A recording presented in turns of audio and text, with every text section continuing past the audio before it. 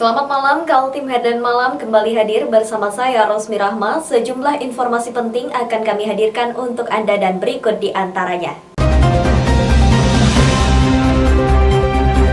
Penumpang kapal laut menuju Parepare, Sulawesi Selatan wajib memiliki dokumen rapid antigen selain tiket, kantor Kesia Bandara dan otoritas pelabuhan Samarinda maupun pengelolaan kapal. Penumpang wajib menerapkan protokol kesehatan baik di darat maupun di atas kapal. Berikut informasinya. Kasus dokumen rapid antigen palsu yang dibongkar pihak kepolisian di Pelabuhan Samarinda membuat jajaran kantor Kesia Bandara dan otoritas pelabuhan lebih teliti dalam menerapkan protokol kesehatan di lingkungan Pelabuhan Samarinda, terutama dalam memeriksa tiket dan dokumen kesehatan calon penumpang, bekerja sama dengan stakeholder KSOP bersama KKP, KP3 dan Pelindo. Protokol kesehatan diterapkan sejak dari pelabuhan, selain menyiapkan fasilitas cuci tangan dan wajib masker. Disediakan juga ruang pemeriksaan kesehatan calon penumpang yang belum punya surat sehat rapid antigen.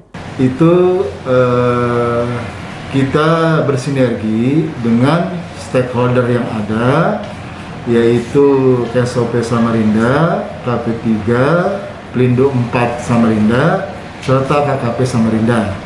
Terkait dengan penanganan untuk COVID-19 ini, khususnya untuk perjalanan orang yang melakukan perjalanan ke Parepare.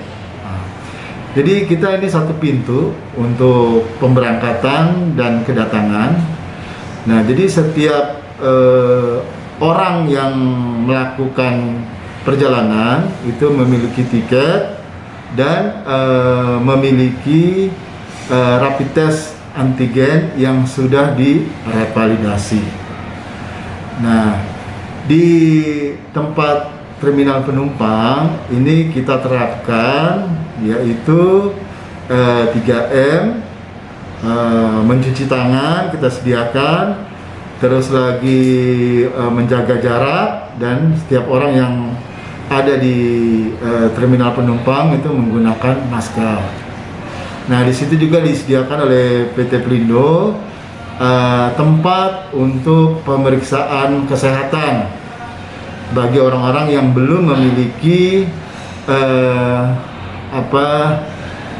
dari laporan pemeriksaan untuk antigen. Antisipasi adanya penumpang menggunakan dokumen antigen palsu dilakukan dengan melakukan pemeriksaan dokumen penumpang secara cermat. Petugas yang memeriksa dokumen rapid test adalah dari KKP Karantina Kesehatan Samarinda. Sementara untuk di atas kapal, nahkoda kapal wajib mengumumkan terus-menerus kepada para penumpang agar menjaga protokol kesehatan.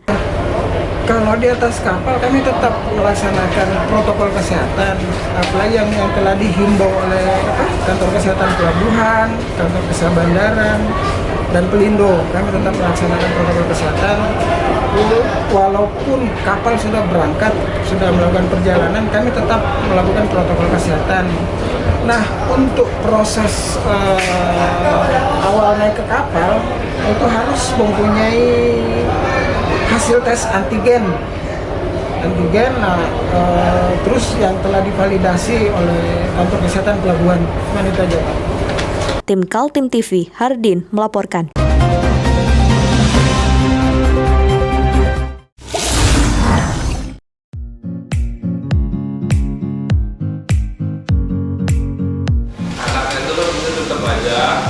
Cara mudah beriklan digital di Kaltim TV.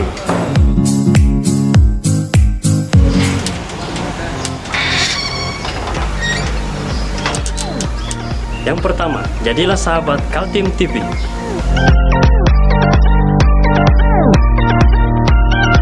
Dengan Rp1.000.000, para sahabat mendapat 20 kali tayang di slot berita kamu.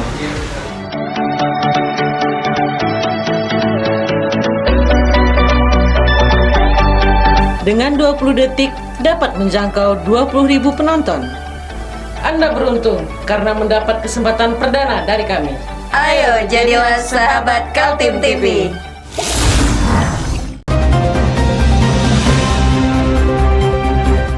Warga Kutai Kartanegara masih ingat bagaimana perjuangan agar mendapat hak saham Blok Mahakam.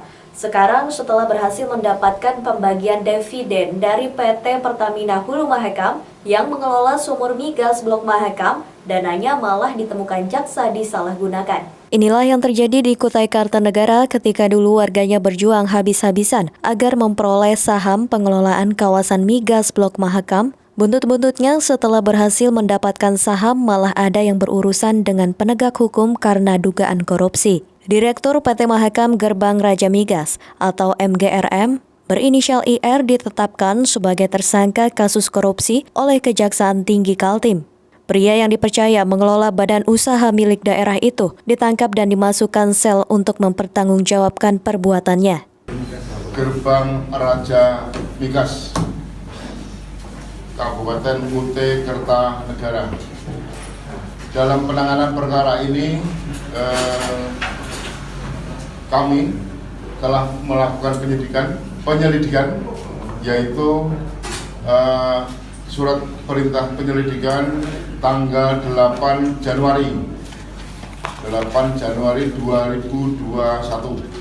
Perusahaan yang dikelola tersangka IR PT MGRM adalah sebuah perusahaan perseroan daerah atau Perseroda bergerak di bidang minyak dan gas milik pemerintah daerah Kabupaten Kutai Kartanegara. Tugas perusahaan mengelola dana hasil dividen saham Blok Mahakam dari PT Pertamina Hulu Mahakam dan mengembangkannya. Cerita kasus korupsi dimulai saat Perseroda PT MGRM menerima kucuran dana segar sebesar 70 miliar rupiah. Dana itu bersumber dari pembagian dividen saham Participating Interest Blok Mahakam yang dikelola PT Pertamina Hulu Mahakam.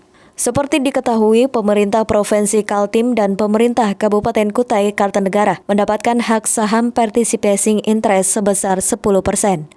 Pemprov diwakili PT Migas Mandiri Pratama memiliki 66,5% dan Pemkab Kukar diwakili PT Mahakam Gerbang Raja Migas memiliki 33,5%. Singkat cerita, menurut Asisten Pidana Khusus Kejati Kaltim, dari dana segar 70 miliar sesuai proposal sebanyak 50 miliar untuk membangun 3 tangki timbun di Kecamatan Samboja, Balikpapan, dan Cirebon. Namun yang terjadi, proyek 3 tangki timbun itu tidak ada.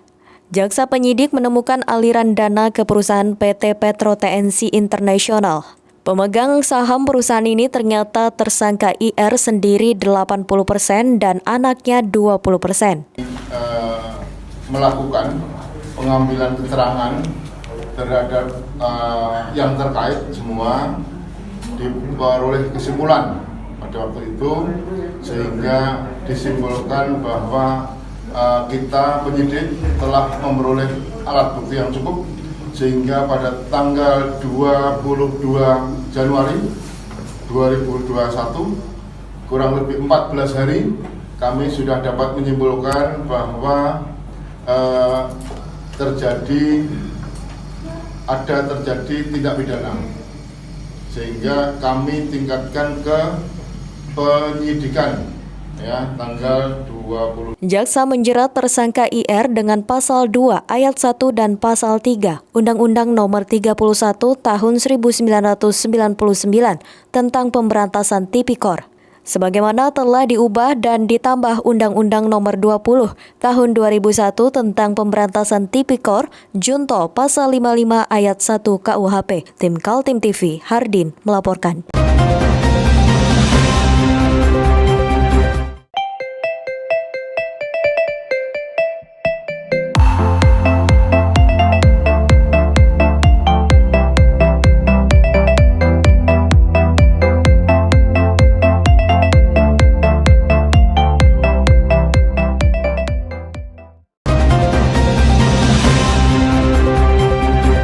Kita beralih ke informasi selanjutnya. Inilah Kota Tenggarong, Kabupaten Kutai Kartanegara pada malam hari.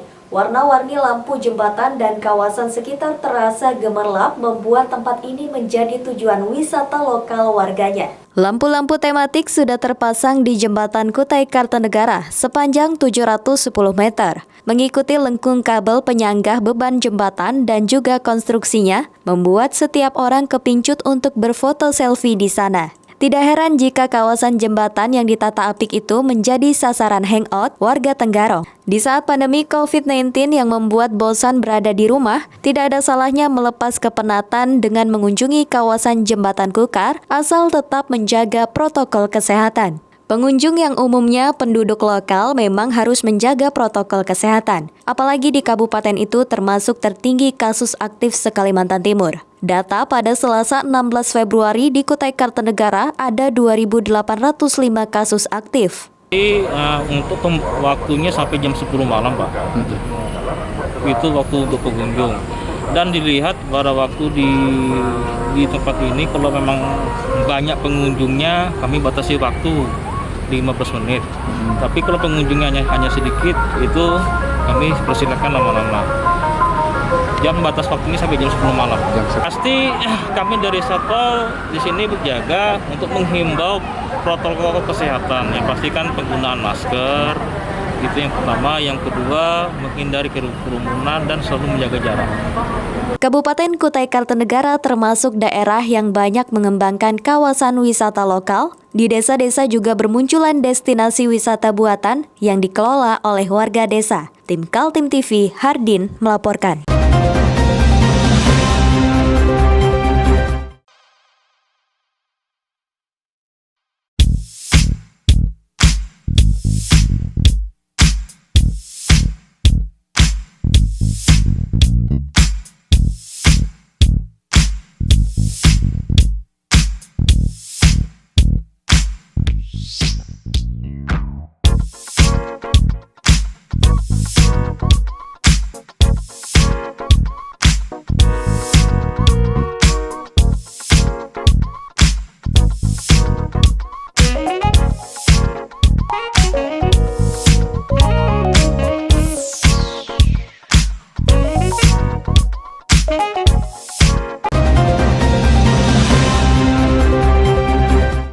Sehari menjelang berakhirnya masa tugas sebagai Wali Kota Samarinda periode 2016 hingga 2021, Syahri Jaang hadir meresmikan Gedung Kejaksaan Negeri yang dibangun dengan anggaran APBD Kota Samarinda sebesar 48 miliar rupiah. Inilah hari-hari terakhir menjelang berakhirnya masa jabatan Wali Kota Samarinda Syahri Jaang. Secara administrasi, masa jabatan Wali Kota berakhir 17 Februari. Dan di hari terakhir dia meresmikan Gedung Kejaksaan Negeri Samarinda. Gedung Kejari Samarinda dibangun dengan uang APBD Kota Samarinda sebesar 48 miliar. Bangunan fisiknya sudah berganti rupa dan diakui semua orang sangat bagus dan menjadi watermark atau ikon kota. Ini merupakan satu kenangan legasi ya. Saya terima kasih juga dengan Pak Kajati, Pak Kajari yang mengagendakan hari ini. Karena besok kan saya sudah terakhir. Artinya apa? Dengan Pak Kajati, Pak Kajari mengagenda hari ini peresmian, berarti saya turut menyaksikan apa yang dibangun di masa kepemimpinan saya. Yang jelas di prasasti ada nama Syahri Jaang masih wali kota gitu, walaupun wali kotanya tinggal 1 hari lagi, jadi menjadi legasi bagi kita. Ya harapan apa yang disampaikan oleh Pak Kajati tadi ya, kata bagus, kinerja, prima, pelayanan, tidak menakutkan.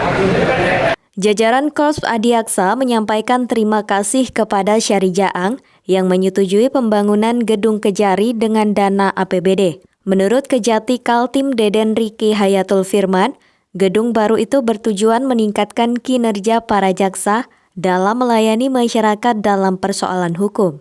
Meski dibantu oleh APBD, tidak menyurutkan jajaran jaksa dalam mengejar kasus-kasus yang menimbulkan kerugian negara. Ya intinya kinerja ditingkatkan, ya nggak bisa biasa tapi harus luar biasa. Ya, itu aja. Kata Bapak-bapak. Ya, terima kasih ya. Terima kasih Pak.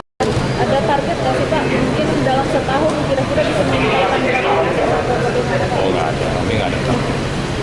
Yang jelas kalau ada korupsi ya kita tindak, kalau tidak ada ya sudah aja. Nggak boleh dipaksakan kan sudah Pak Jaksa Agung tidak ada target menarget. Ya. Tim Kaltim TV, Hardin melaporkan.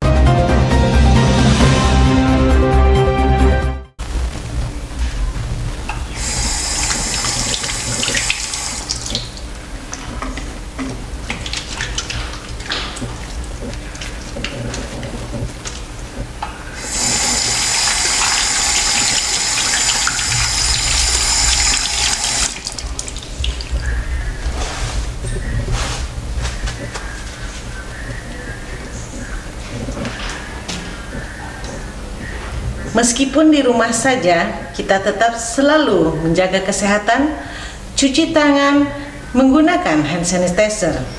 Ingat, mulailah dari diri sendiri.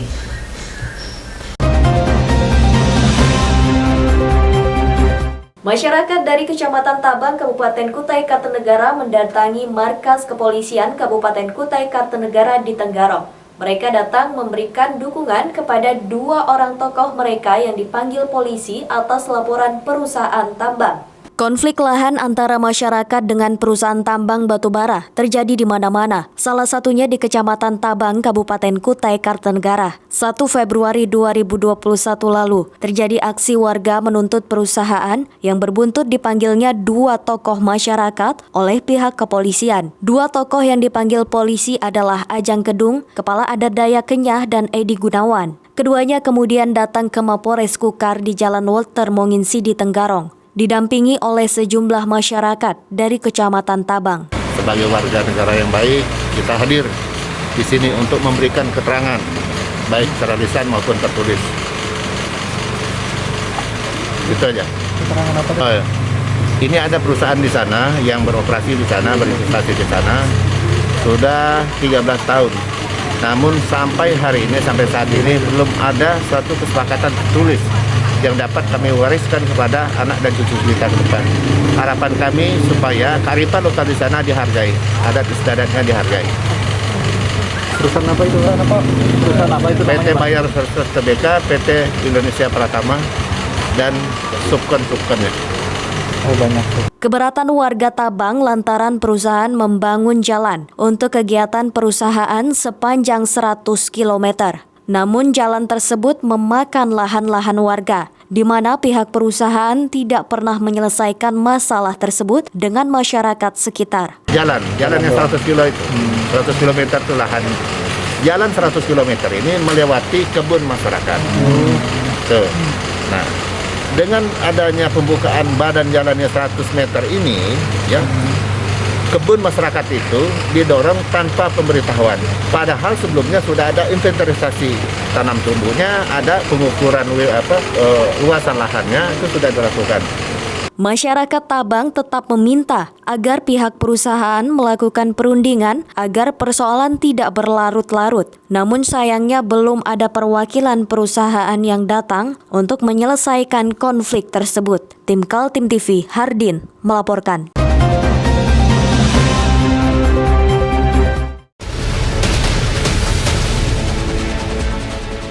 Mari kita memerangi virus corona dengan mematuhi imbauan pemerintah. Stay at home.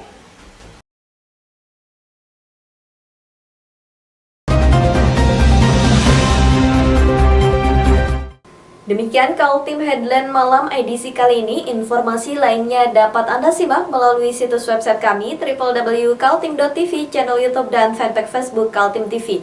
Jangan lupa untuk selalu patuhi protokol kesehatan. Saya Rosmi Rahma bersama kerabat kerja yang bertugas pamit undur diri. Selamat malam dan sampai jumpa.